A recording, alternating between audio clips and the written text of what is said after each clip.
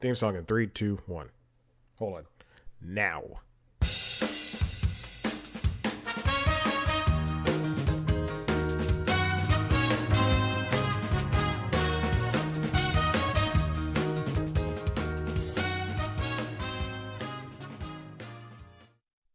And I restarted this episode because I wasn't doing well on the last take. Welcome back to the Constitutionals Podcast. I'm your host, Chad White. If you did not know, this is the premier podcast for the website, cpluscomedy.com. Like I just said, it's a website. Go there. Oh my God. I'm coughing over here. Oh, jeez, Louise Peas. This is so bad. I had a great title for the last episode, and now I'm sitting here just trying to do housekeeping, trying to clean things up before I even get into this. All right, here we go. Episode 245, the Constitutional Podcast. It's a website. Go there, all that stuff. Here we have a brand new episode. Just got out of a meeting. I did just record the other the other podcast plus the intro for Matt Bronger's interview, and boy, are my lungs tired.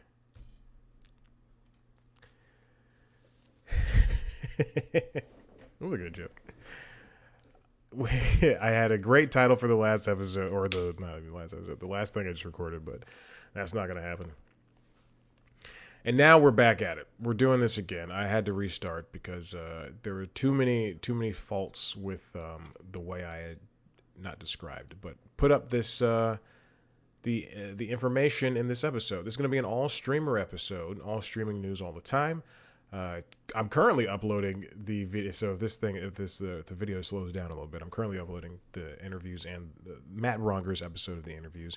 And the episode 240 of the Constitutionals Podcast, because it turns out that the one I uploaded a couple of weeks ago was 2 minutes long, and it was the trailer for the Instagram that I put on, or the cold opener. Yeah, the trailer for the snippet of the episode, which is stupid.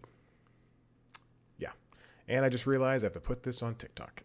This is too much. This is too much for one person who doesn't make any friggin' money from this thing. All right, let's get on with it. First things first. We've got Apple. I'm sorry, I was reading a breaking news alert from CNBC on their website on this article. NFL tickets still up for grabs as Apple pushes for flexibility with game rights. Apple currently has some rights to MLB games, to Friday night games, and I believe their games are done.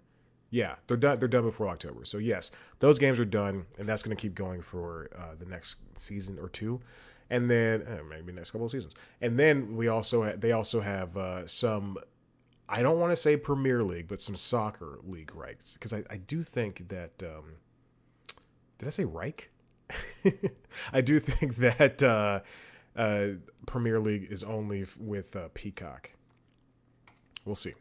Any Hoosers. Apple currently has is in the leading pack for the NFL's Sunday Ticket, which was a DirecTV thing, but now that DirecTV is obviously the worst option out there to watch your cable-ish TV, they got to reach the streaming crowd. Apple was the leading contender for months and months and months leading up to this decision. There's no decision, but leading up to this, and it really they seem like the good option because they do have the money. They want to get into streaming, and sports is the best way to do it. But now it turns out Apple really doesn't want exclusivity. They don't want to be the partner package. They want to just be able to show some NFL games. In fact, I believe they want to act in much the same way in same vein as Amazon Prime does with Thursday Night Football. They don't want to be the only place for football. They want to be a place for football, because once they get into that, then it's going to be a costly thing. But this is from CNBC, written by Alex Sherman. He writes, existing restrictions around Sunday Ticket have slowed negotiations between Apple and NFL in recent months. Talks between the league and potential buyers of Sunday Ticket are continuing. So they're still seeing other people. NFL is. Apple's being sheepish. Major League Soccer. That's the 10-year partnership that begins in 2023. But they do currently have some soccer. Oh, you know what? No. It's because my Apple TV is hooked up to my Peacock and YouTube TV and stuff. Now, Eddie Q, who is one of the big names, isn't it? Yeah, Eddie Q is one of the big names of Apple. He's the senior vice president of services. He says, quote, "We weren't interested in buying sports rights. There's all kinds of capabilities that we're going to be able to do together because we have everything together. And if I have a great idea, I don't have to think about it. Okay, well, my contract or the deal of interest allows." And again, it goes back to they don't want to be like that singular place because that puts on a lot of pressure on them. And in fact, we've seen what happens when I remember when Game of Thrones, when the last season premiered on HBO Go and HBO Now, it just took down the entire service. Still doing that construction. It's been a couple of hours, all through next week. The NFL renewed its broadcast TV agreements with both Fox and CBS until 2030, and then there's also great MLS games between Fox, Paramount, NBCU, and Disney as well. I wonder where this ticket thing could go because a package would be great for Apple, but they don't want to continue having to pay out other people like this. Beyond its MLS partnership, Apple has been laying breadcrumbs that it wants to take a significant plunge into live sports. And then they're also producing the Super Bowl halftime show. That's a big thing, too. The NFL wants the buyer for the Sunday ticket to pay between $2 and $3 billion a year, which is an increase from the $1.5 billion that DirecTV has been paying since 2015. They've only had since 2015. Okay. All right, let's keep moving on. Speaking of streaming, this comes from Wall Street Journal, written by Sarah Krause. Netflix gains 2.4 million new subscribers, reversing the trend. We know that in Q3, Netflix had to announce that it had dropped several million, just a couple million viewers, subscribers, and then it turns out that that was bad for business because they lost a lot of money and a lot of revenue. So much so that it caused them to, which we'll talk about in a second, reverse release strategies, push things up, move things off, move things down the road, or not pay a lot of people the money that they were paying eventually. And then also layoffs that come with it. The company's operating margin fell to 19.3% from 23.5% a year earlier. Wait. Yeah. That's this year. Then there's also that increased competition that's coming from the likes of Disney with Disney Plus and in some case Hulu, and then HBO Max, Apple TV. And those are the big ones they're fighting against. I really don't think Paramount Plus is... I mean, who knows? Paramount, I used it twice today to watch Ghosts and Star Trek cartoon. What's that? Lower Decks. So Netflix moved up its ad-supported thing 1 month earlier. And, this comes from the Wall Street Journal, written by Sarah Krause, reduce the payments for comedy specials in some new deals. It pays $200,000 in 2-year licensing packs instead of making more costly outright buys. All the while, comedians mostly face higher production costs. So that means the people who want to do, I think, who is it, James Acaster, or it was a British guy. He did like 3 different specials, and they're all part of like the same series, and they all came out at the same time, I believe. And then, I'm sure Neil Brennan's 3 mics, and everybody else is, paying Chappelle, however, $1 million or something like that, or a couple million, or however much they paid people. Previously, many comics received a lump sum, often as much as $1 million, to help pay for production costs. Netflix has invested heavily in comedy programming and turning itself into one of the leaders in the genre. It's got stand-up specials with Joel Kim Booster, Taylor Tomlinson, Sam Jay, and then obviously the bigger names like Ali Wong, Chris Rock, Dave Chappelle, Whitney Cummings. And Whitney is a part of this new two-year licensing deal. So it could be a good and bad thing. You know, they take this special that was made by Netflix and it was made for Netflix, and they shop it over to Comedy Central or HBO. And then they have a licensing deal there. And then they have the festivals, and Netflix is a joke festival, but who knows if you're going to be asked to be a part of that. Or they can put it on YouTube if they want. Netflix is in not in a worrying state, not as much as the next thing we'll talk about, but it's really interesting to see the king of streaming kind of go down in a sense. Next up is Peacock, written by Joseph Adelaine over there on Vulture. It's time to start worrying about Peacock. Well, looks like NBC Universal and Comcast touted some numbers.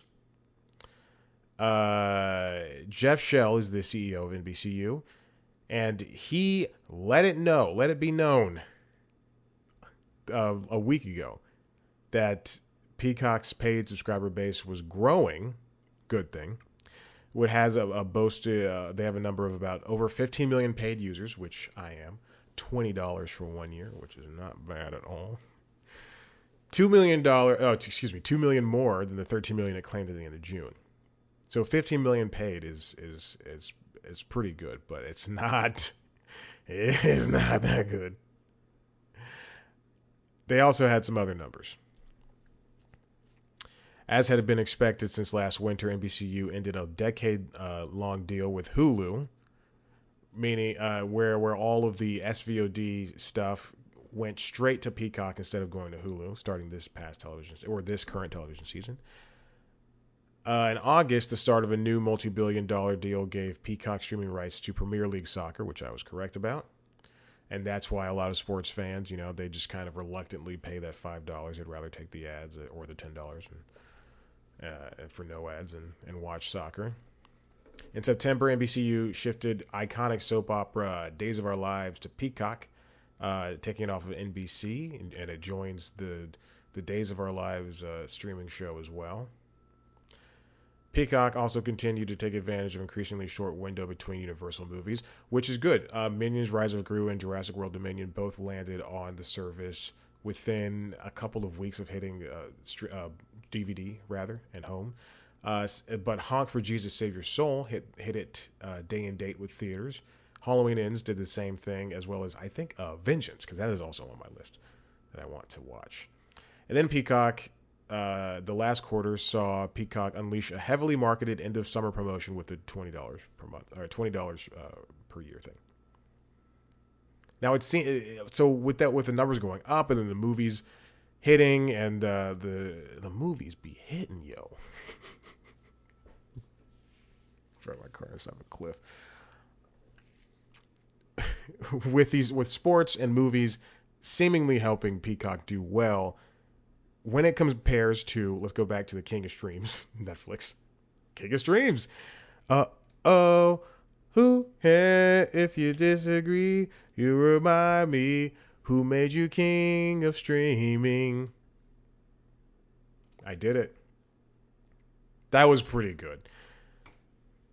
Now let's take Peacock and try to compare it over to Netflix, and as well as HBO Max. And then you were previously talking about Apple TV Plus. I was going to say Apple Go. Can those numbers really compare?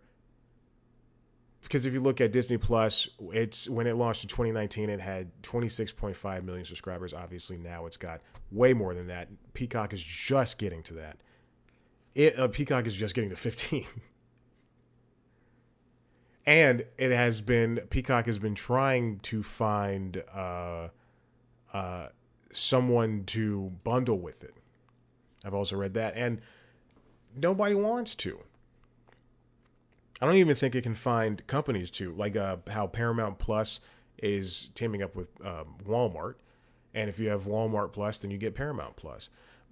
I mean, this is the thing. I've always said that Peacock, when it launched, it should have been a channel on Hulu.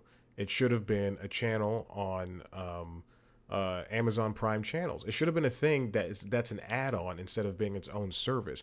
Because at this point, I think Peacock is kind of like it's like getting a cut on a vein. This is such a disgusting analogy, but it's like getting a cut on a vein that you can't stop bleeding, and like, yeah, you seem healthy now, but in a couple of minutes you're gonna die off. I do think Peacock is on its way to an ending within. I think that's the next streaming service that dies off essentially. Even if HBO Max and Discovery have to, or if HBO Max merges into Discovery Plus, which is the worst idea. And I say that as somebody who works there, but contractually.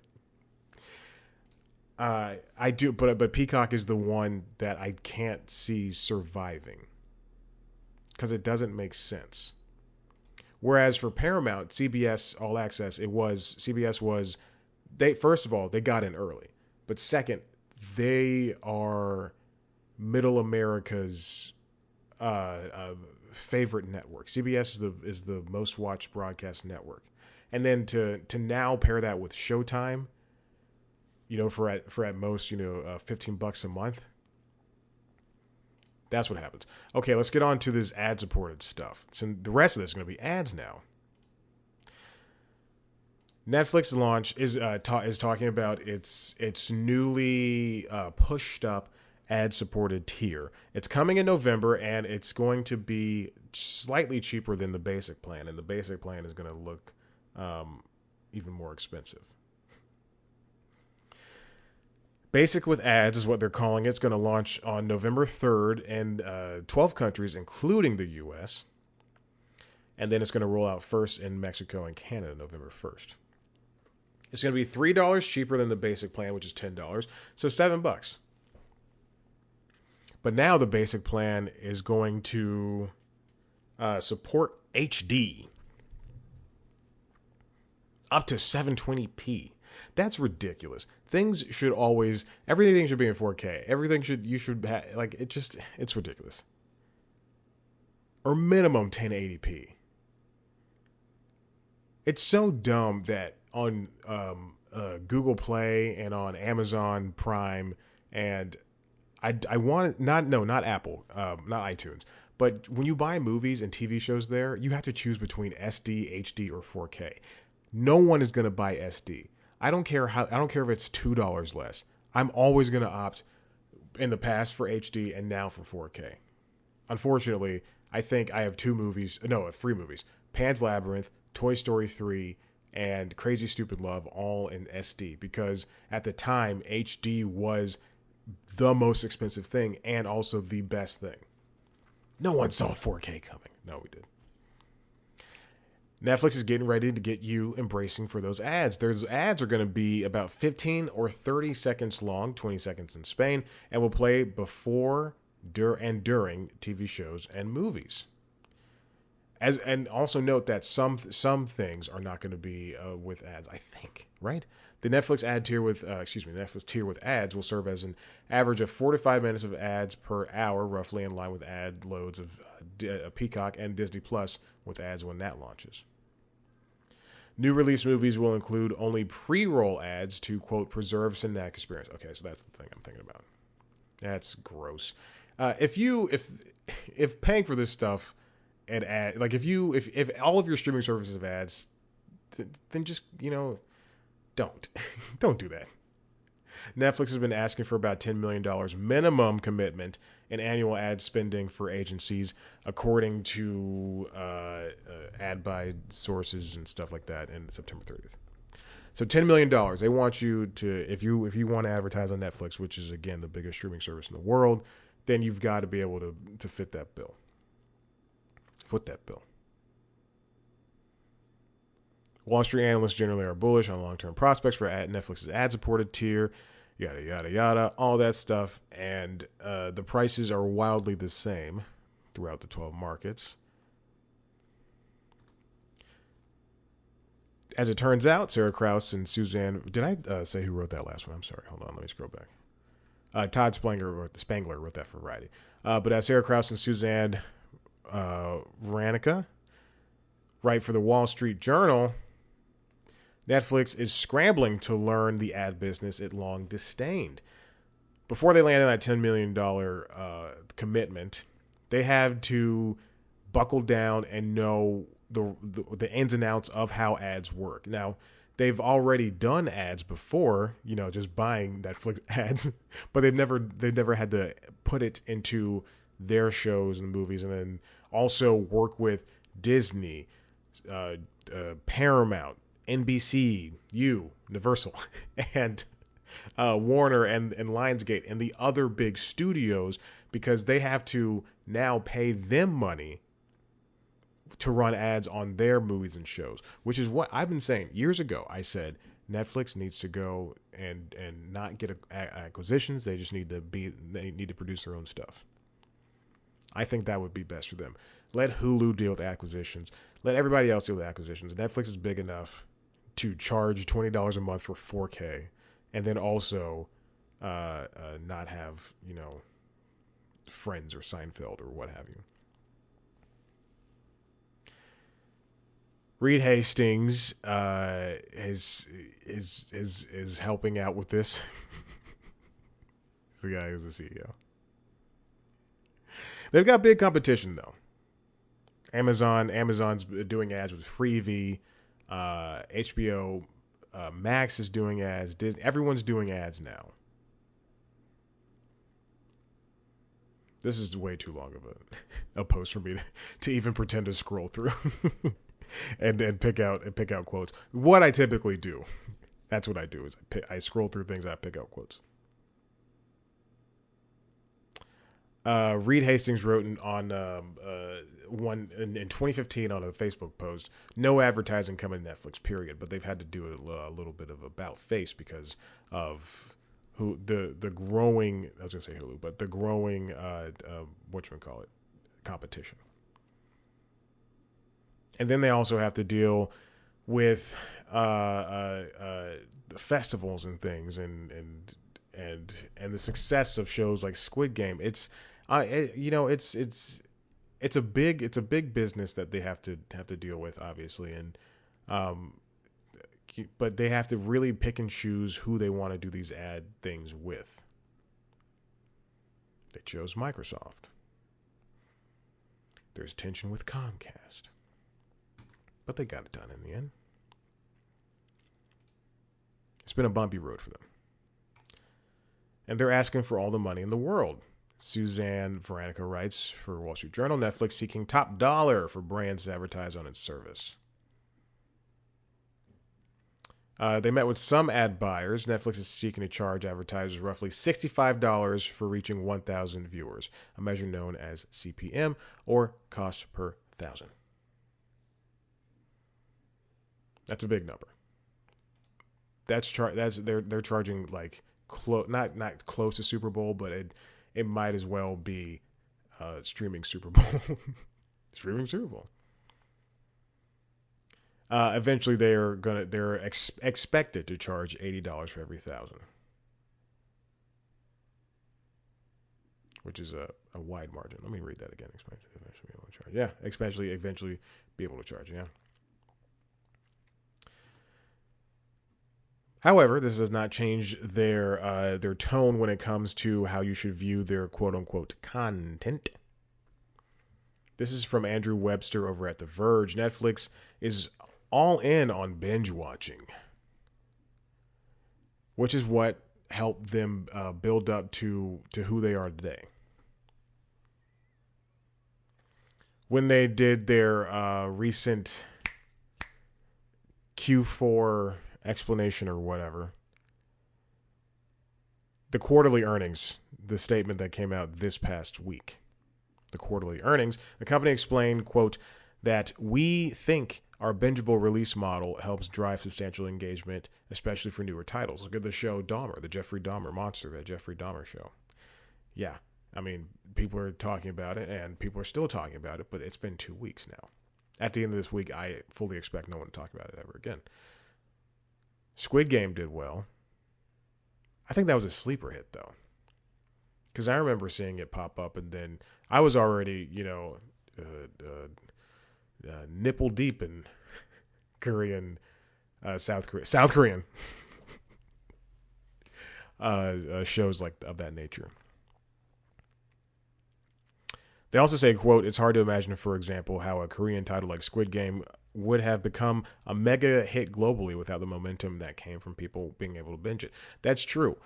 However, I do think there are platforms like Disney Plus, HBO, and Amazon and Hulu to that extent that have proven that people are still willing and able to wait and see these things through on a week-to-week basis, especially if you launch with 3 episodes at once.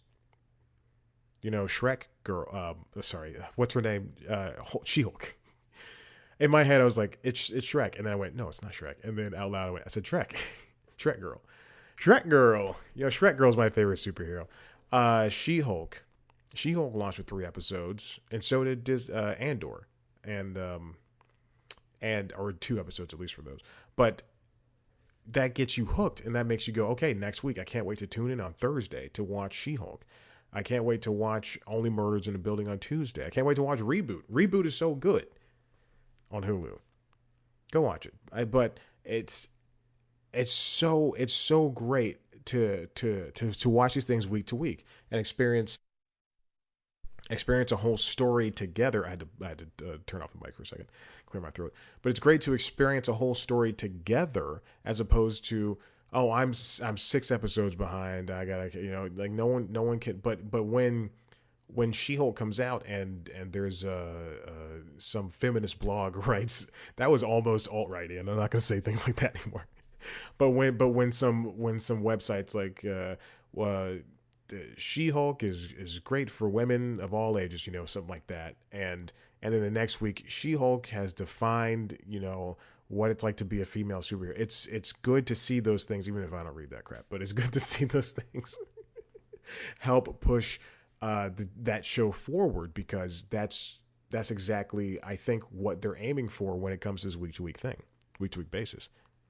Now, when you have a show like Evil on Paramount Plus, or if you have a show like Teen Titans season 4, Titans season 4, or Doom Patrol season 3 or 4, whatever season it's on, and you say, we're going to do 6 episodes in December and the rest are going to follow in spring, that pisses me off. That's not to say Netflix isn't going to stop or do binging for everything. There's they did like that 1984, the Murder Street. It was like 1 movie a week for 3 weeks straight. Same thing for Guillermo del Toro's Cabinet of Curiosities, which I'm sure doesn't star any people of color. It just only stars white British guys. I'm sure. I don't know. I've never seen the trailer. That's going to release 8 episodes over the course of 4 days, starting October 25th. That's great. Stranger Things season 4 is going to is split into 2 chunks, weeks apart. I mean, yeah, you can definitely do that. Hey, good news, those videos uploaded. I mean, they uploaded minutes ago, however long this thing is. Oh, we're going to a good time. We're going to go to a good time. And now we'll shift gears over to Apple. That they're hold on, wrong one. Apple's rumored to do a video ad inventory next year. Now they're already $5. So my assumption is Apple is going to raise that to 7 or 8, because it's just too much. Like, even if they set aside $1 billion, which is like a tenth of a 1% for their cash in their bank, they still want to make money on this thing. So I'm guessing that next year Apple TV Plus will raise in price to $7 or $8, and then the ad-supported tier will be $5. Also, their ad inventory is linked to its live sports thing. So when they eventually do get NFL and when they have soccer next year, when they have MLB again next year, that's going to help them out immensely. And this comes from 9 to 5 Mac, written by Benjamin Mayo. Written report. Apple to start selling video ad and inventory next year, possibly for ad-supported TV tier. All right, let's see how these ads compare to everything. This was from WSJ, written by Todd Olmstead. Netflix with ads launches at $6.99 a month. Here's how the pricing stacks up. All right, with ads, these are the platforms they have: Apple TV Plus, Discovery Plus, Disney Plus, Prime Video, Stars, Paramount Plus, Peacock, Netflix, Showtime, Hulu, HBO Max, and ESPN Plus. Apple TV does not have ads, but Discovery Plus does, and it seems like and Paramount, Peacock, Netflix, Hulu, HBO, and ESPN. The baseline for all this is $5, with Netflix coming in at $7 in the median, and Hulu at $8, HBO Max and ESPN topping out at $10. Everybody else has got $5. But without ads, it seems as though ESPN Plus is not available without ads. It seems as though the top is $15 with Hulu and HBO Max. Median's about $10, $9 or $10. And the lowest tier is obviously Apple TV Plus, Discovery Plus, $5 and $7, respectively.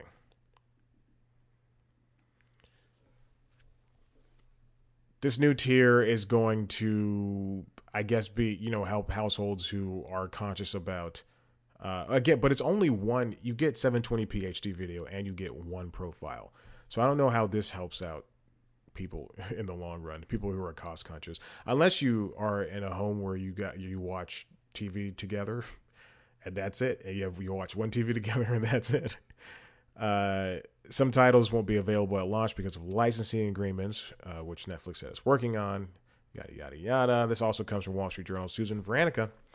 Netflix and other streaming platforms are embracing ads, but will the advertisers love them back? And that's the thing. Are advertisers going to want to play ball with Disney and Netflix and Comcast and Warner? And will they want to have their ads running alongside a Game of Thrones or a She-Hulk? Really got She-Hulk on the brain. That last episode was not good, and it's just too much of a company not like, for the first time ever, I want Disney to go no, because that was so dumb. Anyway, I'm not going to talk about that because I'm not one of those people. The U.S. connected TV ad market is expected to reach $18.9 billion this year, a fraction of the roughly $70 billion that's spent on traditional TV ads, and grow to $33.5 billion in 2025.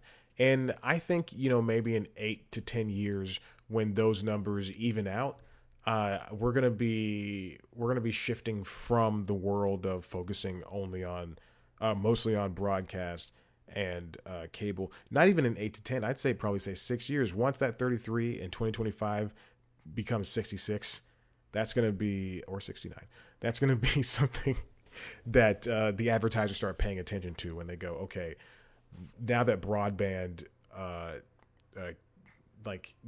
the gig internet, is like the baseline. Will the gig be fast in 2029? Streaming ad space has many issues, from the lack of consistent measurement of both viewership and ad performance to the fact that millions of ad dollars go to waste because ads could continue to be delivered to a television even if the screen is off. Did not know that last part. Streamers and media companies have been working towards solutions such as showing the prompt, "Are you still watching?" when activity has decreased from the screen viewer. If the viewer doesn't respond, the streaming service shuts down. I don't know, man, because I just went, like, case in point, I was watching Night Court on Prime Video, technically on Freevee, but on Prime Video because I don't want to download another app. And it had a minute, 105 seconds of ads in the middle of the episode. I got up. Oh, I was playing Pokemon Legends of Arceus, a game I bought yesterday, and I had not, no, a game I bought, yesterday, and I had not had a chance to sit down and play it. So I started that, and then I peed. All in that time frame. I turned on the game, went to the bathroom, peed, came back, played some of the game while the 105 seconds was still going on. People overreact, especially online. They go, "I don't want ads. I don't want ads." I use that time if it has ads. If there's no escaping the ads, especially for a free platform like Pluto or Tubi or Freevee, uh, I just get up and go and do something else. I'll go to the kitchen. I'll get a snack. I'll pour some water. I'll play with the cat. There's other things you can do. You don't have to sit there and watch an ad. If you're on the computer, go to a different screen. Except for there are some video platforms, and I can't remember which ones. But if you go to it used to be Hulu. Like if you went to a different screen, then it would stop the ad, or if you muted it, it would stop the ad. It's crazy. They talked to Kelly Metz, who's a managing director of advanced TV at Omnicom Media Group, and Adam Gerber, who's the executive director of U.S. investment strategy for Group M, talking about the transparency for ads and the wasted dollars and consumer experience and all that stuff. Streaming ad revenue by company. Hulu, 3.77 billion. YouTube, 3.06. Roku, 2.25. Pluto, 1.24. Tubi, 0.83. Other, 7.74. And then you have to find, along with the wasted ad dollars, the lack of proper measurement and all that, you have to find, and the consumer experience, you also have to find what shows are going to be popular. Because no one knew that the Dahmer show was going to be that popular. There's another Dahmer show, I think it's a Dahmer show, on Peacock. My friend for dinner, something like that. I refuse to look things up. However, one of those did well, and one of them's not. One of them you hear about, one of them's not doing well. Going back to the Peacock versus everybody argument.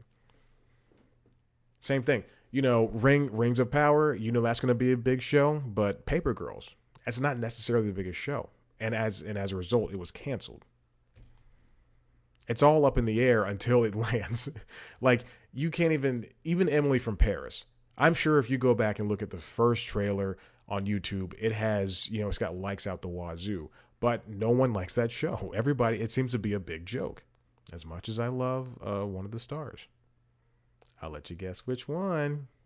It's Ashley Park. It is very true. So yeah. There's that. And then the final thing here, this is from Dade Hayes over at Deadline. And streaming original films and series alone aren't the draws they once were, survey finds. Games, sports, news, and audio should be in the mix. And this goes back to the last episode of the podcast where I talked about Spotify, where Spotify podcasting was huge. And now we have on HBO Max, you can listen to a Batman podcast on Hulu, or on HBO Max, right there on the player. And same thing. And there's also like the Game of Thrones podcast. Issa Rae has a Insecure podcast on there. You can listen to so many things on the HBO Max app. It doesn't make sense, but you can. And sports obviously is a big thing, but games are a big thing now because Netflix wants to get into gaming. And that's why they bought the studio that made what is that game called? I can see it in my head. Ox City. I own that game. I own it. I have yet to finish it. I did play it. God, now I got to open Steam and I have to see what the game is. Oxygen? It starts with an O. Hold on, I will get this. I'm looking at myself in the monitor. I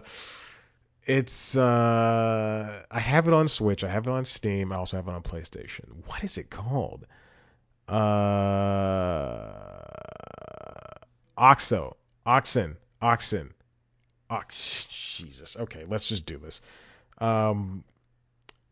Switch game Ox. Okay. Oxenfree. Oh my god. I said Oxen. I was correct. I was so close. Oxenfree. You're like they have like a ghost in the radio or something. I played 20 minutes of it. And I said, all right, I'm tired. That was like 7 years ago. A Switch has been out for what, 6 years, 5 years, 6 years? You can read this study What will they pay for? The mind of the modern subscriber from Consumer Insights Division of Publishers Clearinghouse. That's what they're talking about. They're saying they polled about 15,000 Americans. Wait, no, excuse me. Oh no, this is just what Publishers Clearinghouse is known for. I'm sorry. Don't do that. They did not poll anybody. But ask which categories of offerings they would be most inclined to pay for. 39% of respondents, excuse me. Yeah, they did poll 15,000 Americans. I was right. They teamed with TV industry veteran Evan Shapiro to analyze results. 39% of respondents cited movies and scripted TV, the biggest pieces of the pie. Sports is 12%, music and podcasts 11%, and gaming 7% in other notable categories. Among 18 to 34-year-olds, gaming jumps 15%, and podcasts and music spiked 16%. It's very clear that people have outside interests that aren't just scripted and movie affair. And in the same vein, why are we producing reality shows anymore? We need to stop. And game shows, let's stop it. Sports, music, and podcasts and gaming is where it's been. It's where it's at. And that's why it points to, Netflix is going to start producing games. You can already access some of the games on the Netflix app on your phones and iPads, but that'll just take you to a different app. I guarantee we're gonna have a Netflix like cloud gaming app in the next 2 years, something along the lines of Xbox Game Pass app. That is just going to be, Netflix gaming essentially, like Spotify Live, except better, hopefully. Disney has also been making strides in gaming. They have that new free-to-play Disney game, Dreamville. I don't know. That's a game I'm not going to play. Actually, you know what? I take that back. I probably will boot it up once and then go, I get it. Surprisingly, while income correlates with the acceptance of paying for content, it is not the all-determining factor that would initially seem to be. Even lower income brackets among consumers under the age of 45 have a pretty high willingness to pay. That is very true, according to the survey. I would think that people, no matter what, they want to pay for something and not have to just deal with the crap that surrounds it. So even with this Netflix with ads and Disney Plus with ads, cheaper on paper, but at some point they just want to pay, $8 and watch something. People want to pay $8 and watch something. As income increases, so does interest for paying for sports. Yeah, it makes sense. Streaming, I just think streaming needs to in order to turn around, it's got to have its hand in everything, unfortunately. And that's why we have on Disney Plus Dancing with the Stars live every Monday at 8 o'clock. Even though I don't think Disney Plus is built for anything like that. And it seems like they're testing the waters, and maybe eventually Hulu will, again, this bad idea, fold into Disney Plus, especially now that Disney Plus has some R-rated and TVMA affair. However, it doesn't seem like that app is suited for that, and I think it should really stick to what it is and what it has, and which is Disney stuff, or if anything, fold into Hulu. And that's the same thing I say for Discovery Plus. HBO Max is the better name, and quite frankly the better platform, the better looking platform, and needs to fold into that. And ads and streaming. Years ago, people would have said no, but it's the same thing. Reed Hastings wrote 2015 on Facebook. No ads. But times are changing, and you have to go along with. I got a copyright claim on one of these videos. What the hell? But you have to go along with where the audience is going. And right now, I think the audience, they see all of these streaming platforms, and yes, they have the option to not subscribe, which hurts you in the long run. Eventually, there's probably 10,000, a million people out there going, okay, I watched the Dahmer thing. I'm going to not subscribe to Netflix anymore. And they're done subscribing to Netflix. And they're going to take that money and put it towards something else or save it or, wait until there's another thing. Or then you have people like me who just subscribe regardless. But then, when you have these ad-supported tiers, maybe somebody will go, $5 isn't that bad or $7 isn't that bad, and I'm the only person, or me and my wife or me and my husband, same-sex couples or whatever, it doesn't matter. Or me and my one child. I don't know. Don't cancel me. But eventually, those people would go, okay, well, I'll instead of getting rid of Netflix, we'll just go to the ad tier, and because we only watch 3 things on there anyway, and they'll do the same thing for Disney Plus, and then maybe HBO Max will be the thing that they pay for. It's all relative. Listen, you know what else is relative? This show, if you like what you heard here, head to the website, or head to youtube.com/C+comedy to see a video version of this show. You can see the sun setting over the beautiful Highline skies. I've had to all week keep so there's been construction. I mentioned that in the last episode. I've had to keep, they've been fixing up the patios of like every single apartment. There's like so many apartments here. And essentially what everybody had to do was take the things on their patio and move them inside. I have a 1-bedroom. I don't have the room for that. My neighbor has a 2-bedroom and he has the room for that, or they have the room for that.